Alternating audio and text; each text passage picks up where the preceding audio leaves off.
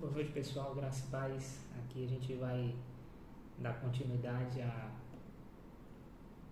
ao livro. Aqui a gente vai pro. A gente estudou o capítulo 7 e agora a gente vai pro capítulo 8 da Arte de Ler, do Hugo de São Vito. E eu finalizei o vídeo anterior muito rápido porque quando eu comecei a gravar só tinha 8% de bateria. Aí apareceu uma mensagenzinha aqui assim no canto do celular: seu celular irá desligar em 10, 9, 8. Aí eu pausei o vídeo logo, porque senão eu perdi aquele vídeo. Então por isso é que eu dei um tchau ali pra vocês bem ligeiro e já finalizei o vídeo. Então, dando continuidade a essa análise desse capítulo, ainda no capítulo 7, a gente não adentrou ainda no capítulo 8. É uma continuação do vídeo anterior. A gente vai completar ele agora. Abro aspas. A partir disso, deve-se considerar que a leitura costuma sobrecarregar e afligir o espírito por duas maneiras, a saber, qualitativamente, se for muito obscura, e quantitativamente, se for demasiado extensa. Nos dois casos, é necessário agir com muita moderação, a fim de que o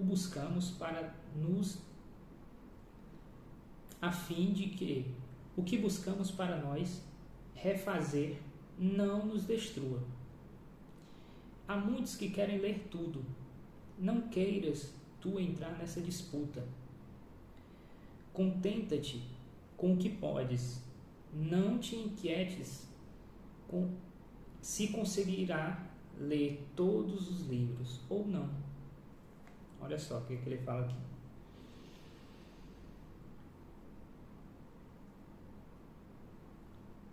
Ele diz que a leitura demais aflige o espírito. Mesmo sendo a Bíblia, você pode dizer: puxa, mano, como assim? A Bíblia aflige o espírito. Quando você pega, vamos pôr aqui, Ezequiel, onde ele tem aquela visão dos anjos, né, dos serafins e tal, ali é bem...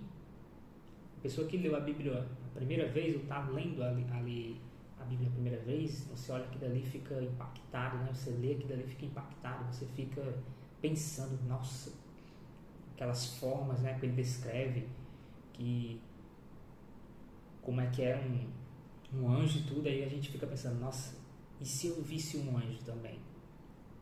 Eu ia ficar com medo, porque como ele descreve ali vai além da nossa imaginação. Então isso acaba afligindo a gente, né? Você lê um Apocalipse, tem passagens que são muito complexas, né? E você acaba se afligindo também ali.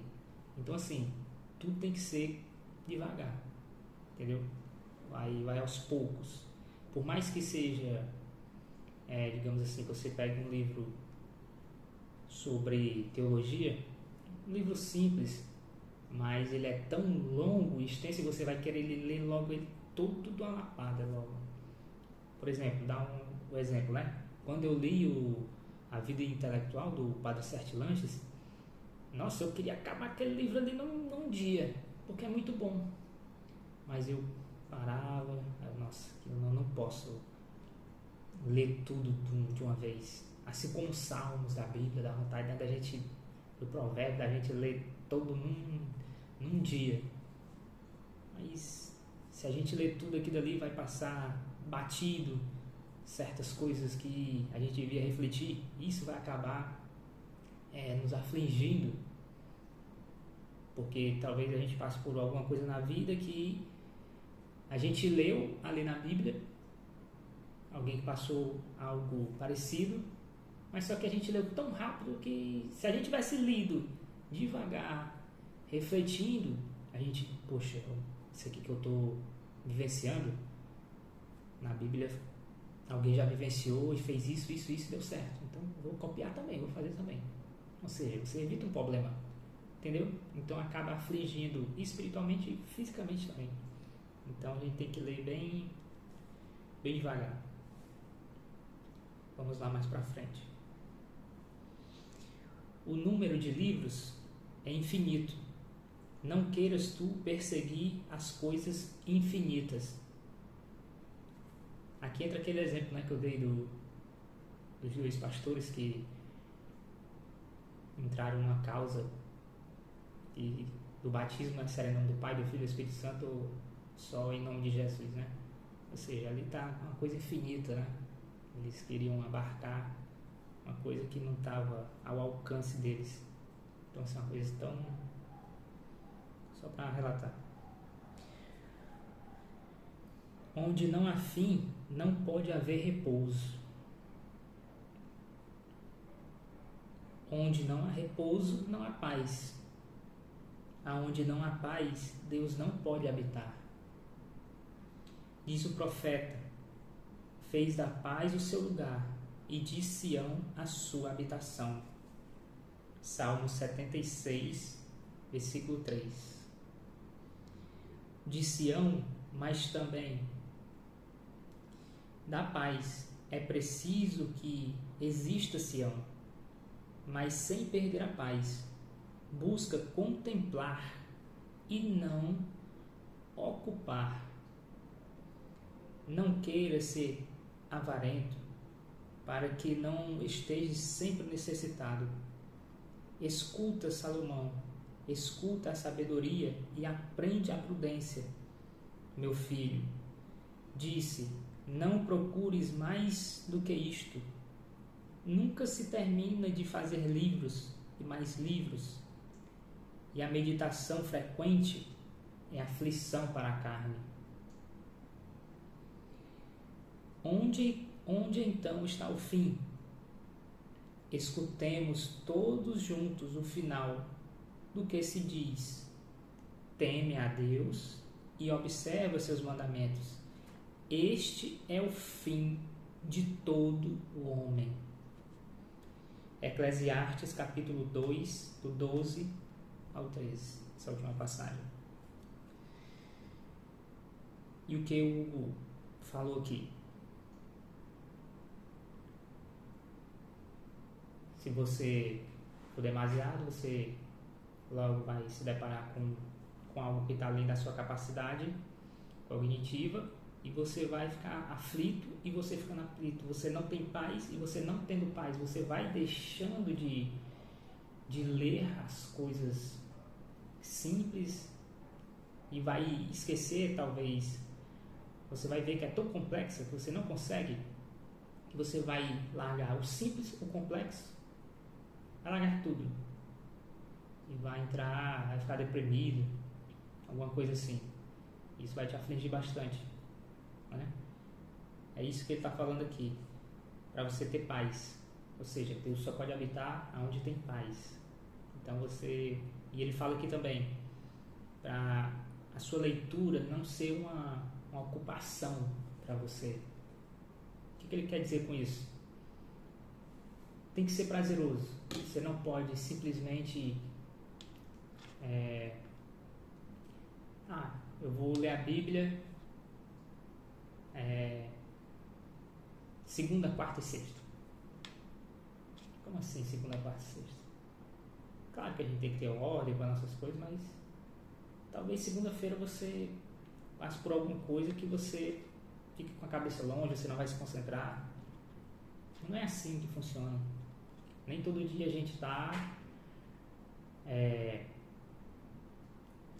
ali com a mente, digamos assim, fresca para ler, mesmo que sejam as coisas sagradas, né? Ou seja, você tem que, como posso dizer, tem que ser um deleite, não pode gerar aflição. É isso que ele está dizendo. Tem que ser um deleite, não pode ser uma obrigação, não pode ser algo que te cansa. A partir do momento que é algo que te cansa, acabou o deleite, digamos assim, né? Você tem que que quando você vai ler, você já tem que estar naquele, nossa, vai ser o melhor momento do meu dia, né? Quando a gente vai ler algo que a gente gosta. Tem que ser, é mais ou menos isso daqui que ele está querendo dizer. Querem dizer não. Ele disse, né, que ele escreveu. É isso que ele está dizendo. Pronto, e então finaliza aqui o capítulo 7. Aí vamos aqui adentrar no capítulo 8. Importantíssimo, capítulo 8. Olha só o título do capítulo. Sobre a leitura pertencer aos iniciantes e a ação aos perfeitos. Abre aspas. Ninguém pense que, à vista do que eu disse acima, eu repreenda a diligência aos leitores, quando, pelo contrário, eu busco incentivar os leitores diligentes em seus propósitos e mostrar que são dignos de louvor os que aprendem com prazer. Ou seja, todas essas... ele ensinando a ter moderação, vai com calma, não é para botar para baixo o leitor, não desincentivar a leitura, digamos assim, não, nem as sagradas e nem digamos assim, o resto da literatura, né?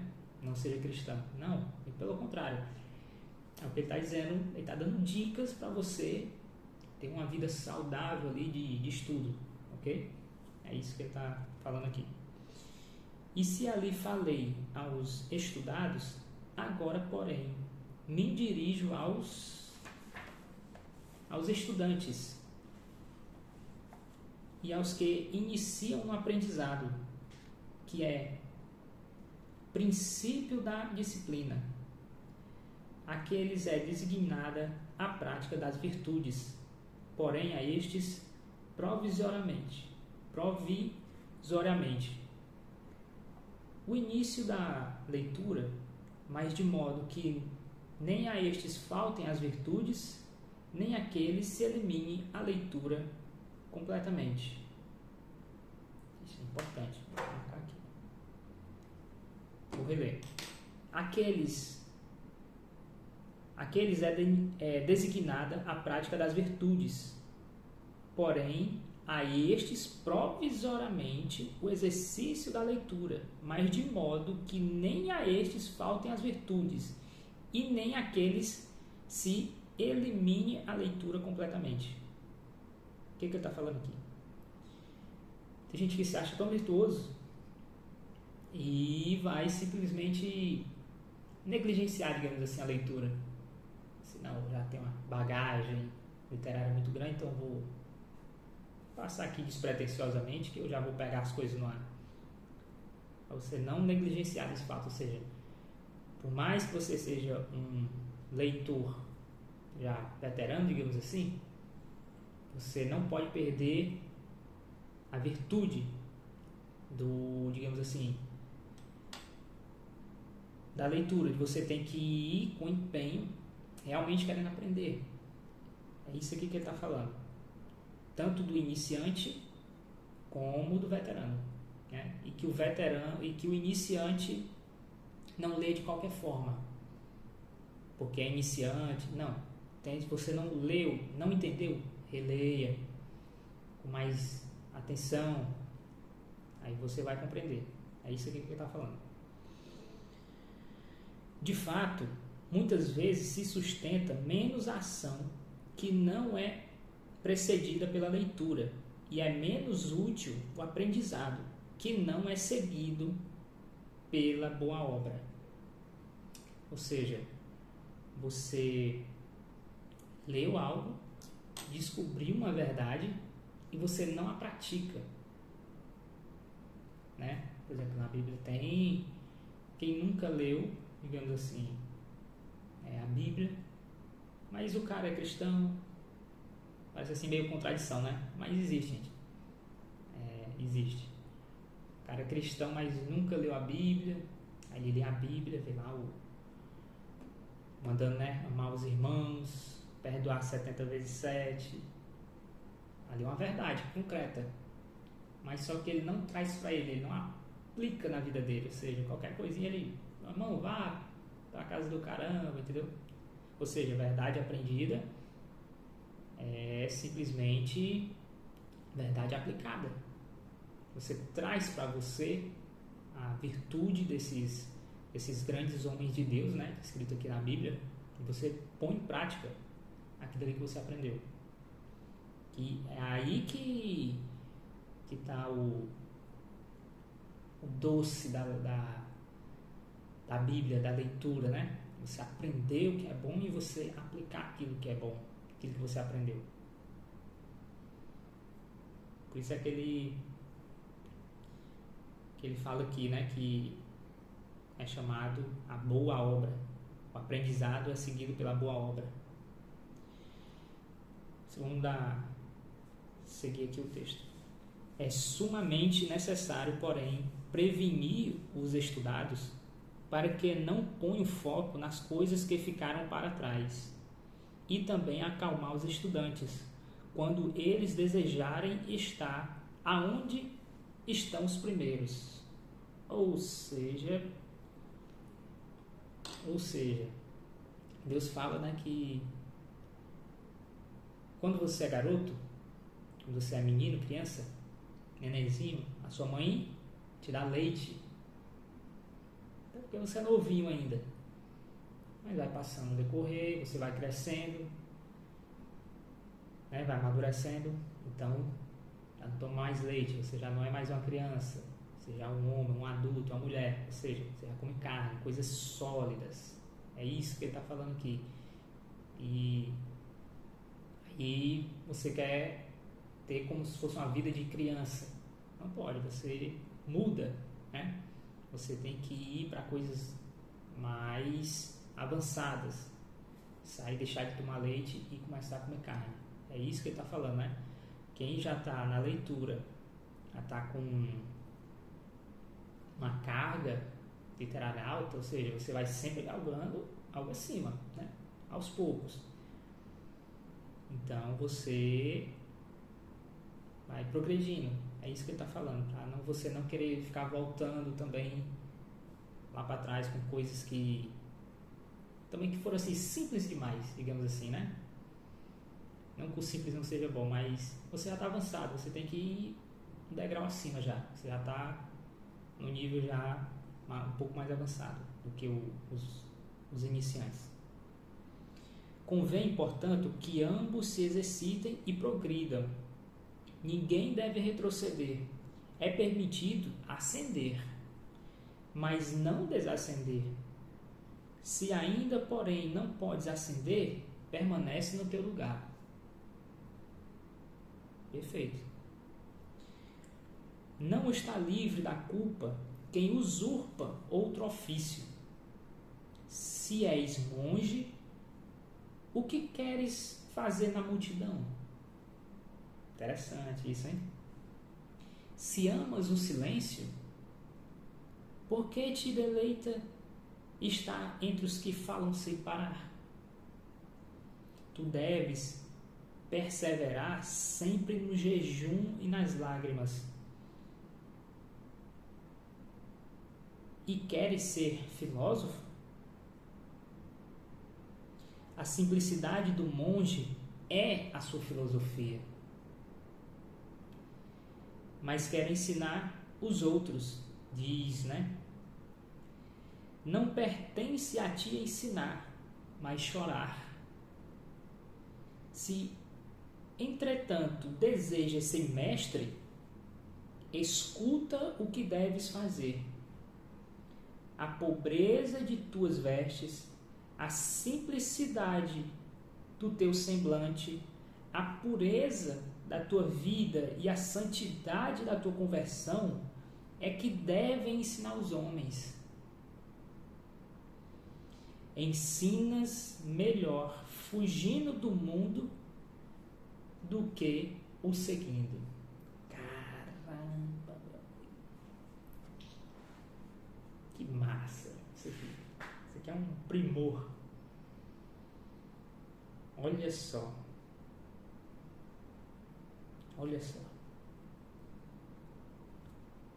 aqui fala, digamos assim, da essência de cada pessoa.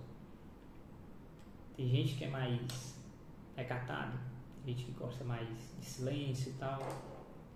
Aí começa no seu ciclo social, a ter, claro, conhecer muitas pessoas, né? Pessoas mais agitadas.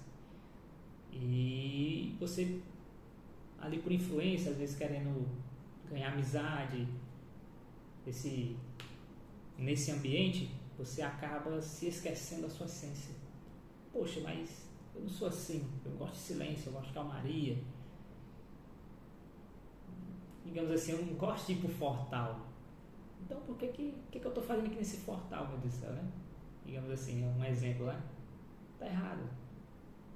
Tá errado. Você está, digamos assim, negando a sua essência.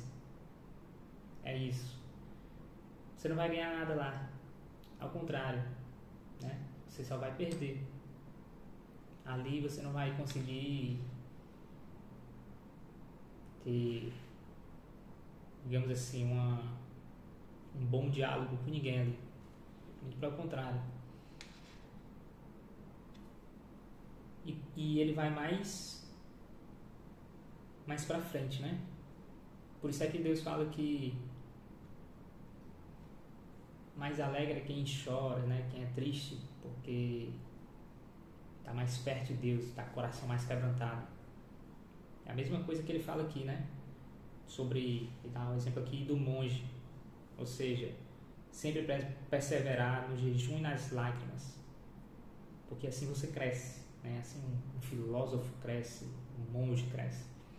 Os santos, todos eles cresceram assim. Os homens de Deus, todos eles cresceram assim. Se afastando do mundo e se debruçando sobre as coisas santas, digamos assim, as questões espirituais mais elevadas, deixando aqui o mundo grosso, né, para quem é do mundo. Então é mais ou menos isso daqui que ele falou. Olha só, e ele aqui dá outra dica ainda para quem deseja ser um professor, um mestre, né? Quem deseja ser um filósofo, enfim. Olha só, cadê? Escuta o que deve fazer, a pobreza de tuas vestes, a simplicidade do teu semblante, a pureza de tua vida e a santidade da tua conversão é que deve ensinar o homem. É exatamente isso aqui que diferencia uma pessoa que é de Deus e outra que não é. Se você chega no seu ambiente de trabalho, né, bem vestido, ou qualquer ocasião bem vestido, você já causa uma boa impressão, né? A pessoa vê, vixe, essa pessoa aqui é diferente. Tá todo mundo aqui, digamos assim, com roupa curta e tal, a pessoa vê mais social, de um jeito simples, mais elegante. Então todo mundo já vê que é diferente. Ou seja, você não falou nada, não falou nada, mas mostrou com o seu corpo que você é um cristão. Só de você chegar no ambiente. Ou seja, você falar de forma simples, né? Então, é isso que o professor deve fazer, né? O exemplo, ele arrasta, né? Arrasta. Você não precisa falar nada, só ali com a sua presença, você fazendo o que costuma fazer, já incentiva o próximo a ser santo como você. Engraçado, né, que tem essa questão de ser santo. Eu acho que todo mundo já ouviu alguma pessoa assim dizer: pô, mas essa pessoa só quer ser santa, né? É o santarrão. Mas na Bíblia fala, né? Buscai ser santo como eu sou. Ele falou isso por Jesus, né? Ou seja, então se Deus está falando para a gente ser santo igual a Ele, você quer ser santo? Claro. É lógico que eu busco a santidade. Se eu vou conseguir ou não, né? Mas a gente está sempre buscando a santidade. É isso que Deus pede da gente, né? Então o mínimo é que a gente tem que tentar. É exatamente isso que ele fala aqui. Vamos lá, vamos para frente. Olha, é importante aqui que ele fala no final desse trecho. Ensina melhor. Ensinas melhor fugindo do mundo do que o seguindo. Tem sempre essa questão, né, pessoa? Poxa, mas como é que eu posso mudar o mundo, né? Tem gente que tem essa questão. Quero mudar o mundo. Você que é cristão, você quer realmente, de fato, mudar o mundo? Você tem que sair dele. Parece contraditório, né? Parece contraditório. Dá um exemplo dos que eu li. Todos os santos, o São Vítor, o Agostinho, todos eles se retiravam. Iam para os mosteiros, iam para os desertos, né? Orar, ficar em plena paz. E assim eles conseguiram mudar o mundo. Quantas pessoas se converteram através do exemplo deles? Muitas. Deus, quando ele ia orar no meio da multidão? Não. Ele ia só, né? Ia para o deserto. Deus também não gostava, né? Não é que ele não gostava, né? Mas geralmente ele fazia suas orações só, de madrugada, né? E de vez em quando levava os seus seguidores, né? Aqueles que eram mais próximos. É bacana de ver isso. Ou seja, a gente tem que fugir do mundo se a gente quiser mudar, de fato.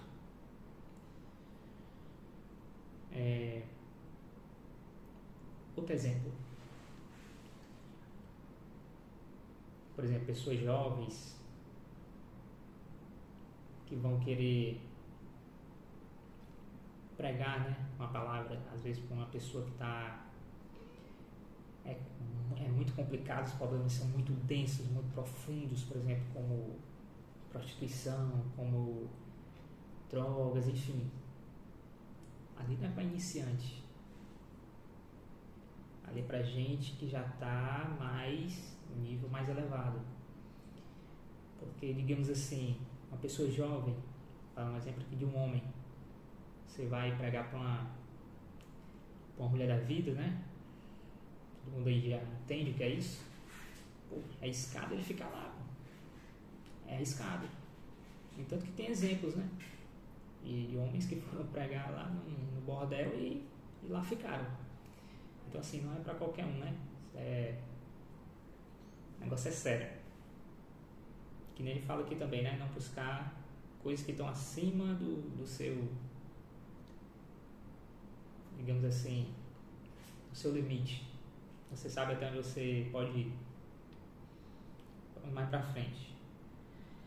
Mas talvez ainda insistas e me pergunte: mas se quero ao menos me é permitido aprender?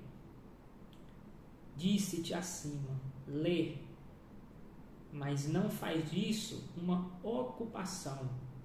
A leitura pode ser para ti um bom exercício, mas não propósito último. O aprendizado é bom, mas pertence aos iniciantes. E tu, na verdade, tinhas como propósito tornar-se perfeito. E por isso não te satisfarás se permaneceres no mesmo nível dos iniciantes. É preciso que te faças algo mais. Considera, pois, onde estás facilmente saberás o que deves fazer. Interessantíssimo. Ou seja, depois que você lê, reflete, né? Fica refletindo e tudo, aí você, ok, aprendi. Mas e agora? O que eu faço com esse aprendizado?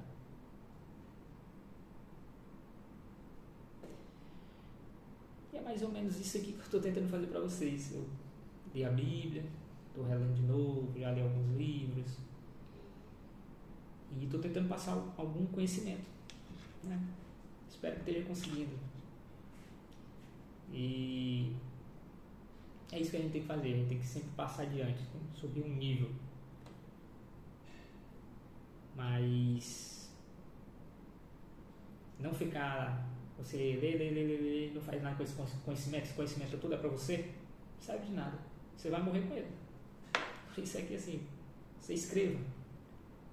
Escreve um livro de memórias para os seus filhos saberem quem é você, o que você fazia, para ficar daqui a 100 anos. Eu e você, a gente vai estar morto. Ninguém vai lembrar da gente mais. A não ser que você deixe um livro. É isso a minha ideia. Então, você escreva um livro contando a sua história e tal, para que seus filhos, netos vejam a sua trajetória, vejam o que você pensava. Então, assim, o seu pensamento vai perdurar aí por gerações, né? Digamos assim. É esse o conselho que eu dou. Então, minha gente, era basicamente isso. O vídeo de hoje, a continuação de ontem. Então finalizamos aqui esses 2 capítulos, 7 e 8. Interessantíssimo, muita coisa, né? Quando a gente fala, porque a gente gosta que o tempo voa, tanto que já está com 32 minutos. Então eu vou encerrando por aqui e até a próxima. Graça e paz a todos. Valeu!